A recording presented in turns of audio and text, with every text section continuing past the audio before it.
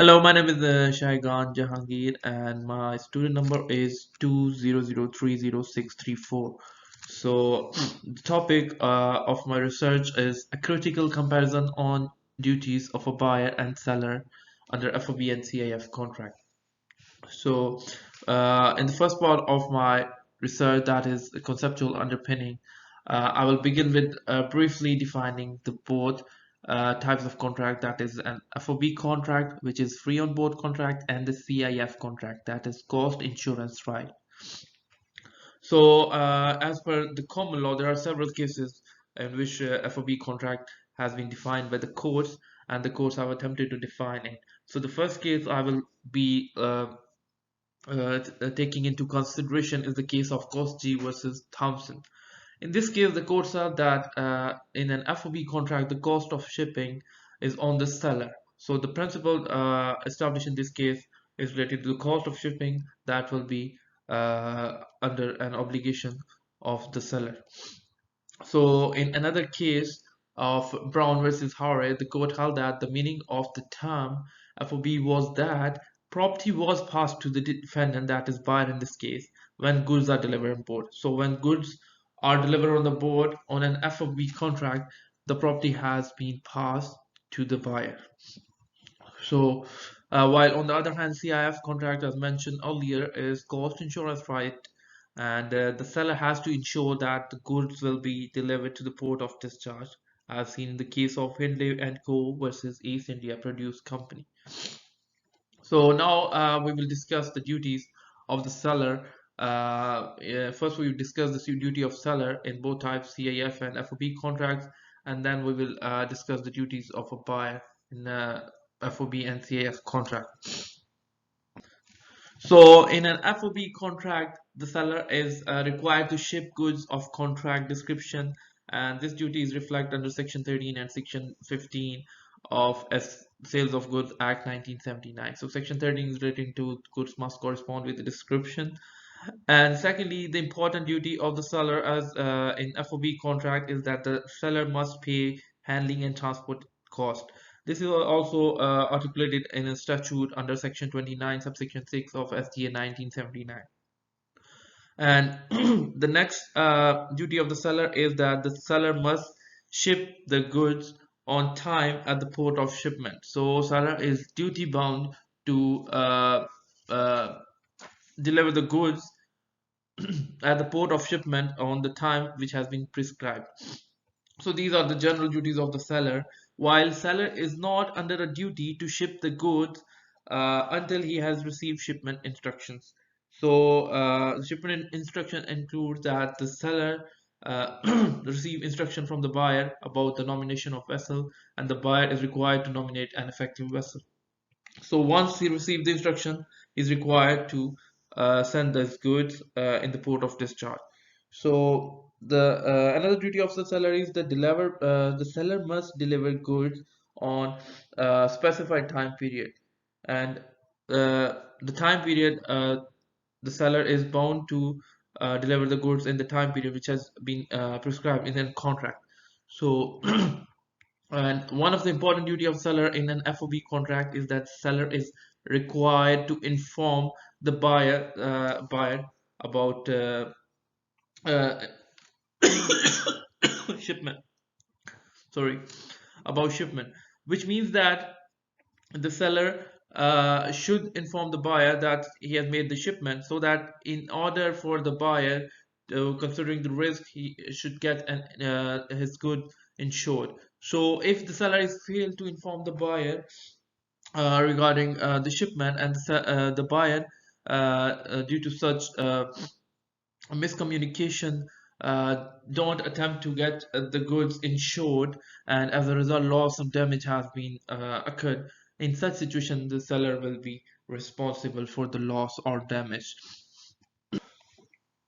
While on the other hand, in CIF contract, the seller must ship goods which correspond to the contract description, that is Section 13 of STA 1979, which is a condition, and the breach of condition will give right to repudiate the contract.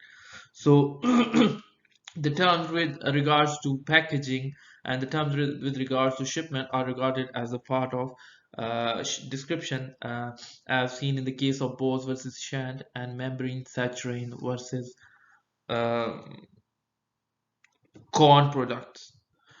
Other than this duty, the seller in CIF contract is also bound to procure and tender documents, which includes he must provide bill of lading, insurance policy, commercial invoice, other documents such as certificate of origin, etc. So these documents have been provided by the seller in a CIF contract.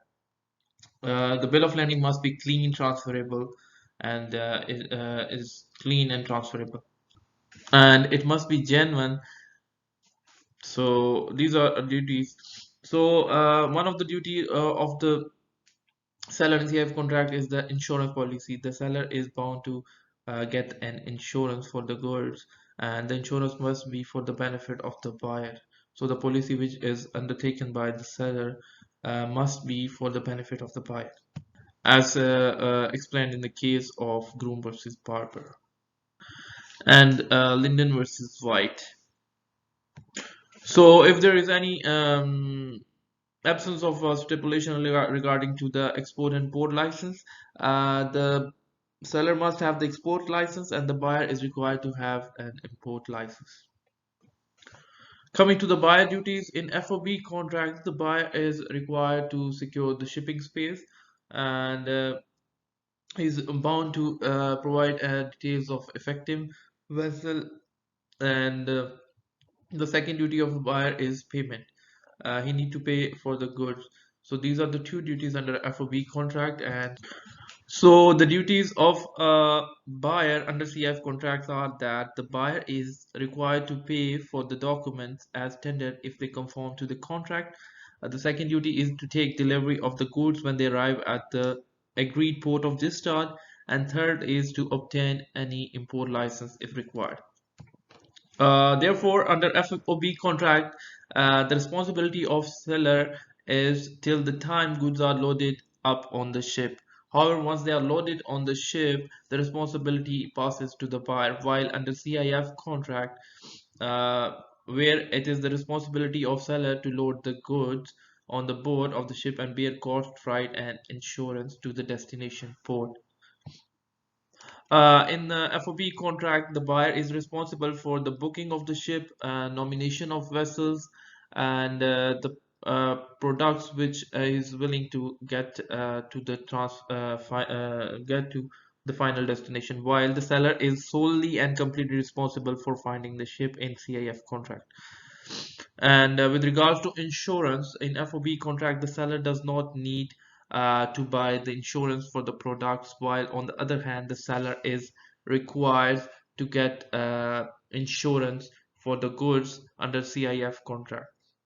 And the buyer will bear all the risk of damage of or loss of the goods in FOB contract, while on the other hand the seller will be responsible for meeting all the charges for damage or loss of the product in case of CIF contract. One of the important differences between these two types of contract is under FOB contract, the seller has no right of lien on goods and right to stoppage in transit, while on CIF contract, the seller has the right of lien and stoppage in transit. So these are our were conceptual underpinning. Now we'll discuss research aim. The research will involve comprehensive comparison of obligations of seller and buyer under FOB and CIF contract. The research will briefly define these two types of contract, and broad comparison will be made with similarities and differences between these two will be taken into consideration. The research questions which will be addressed in the given research are to what extent buyers and seller duties are similar under FOB and CIF contract, and what are the main distinctive obligations of seller and buyer with regards to FOB and CIF contract, and we will make differentiation between the duties of buyer and seller under FOB and CIF contract. With regards to research methodology, we will use doctrinal analysis methodology, since we have used cases, statute, and books and websites in order to render our research effective. And the other methodology we use is since we are making comparison between FOB and CIF contracts, so comparative analysis. There are four key resources used under literature, that is FOB and CIF contract by George Ofu Afsana Understanding FOB and CIF contract, and the book by Eric Baskin, Commercial Law, and Adish Patel article, Seller and Buyer's Insurance Duties in FOB and CIF contract under common law and Incoterms. Thank you so much.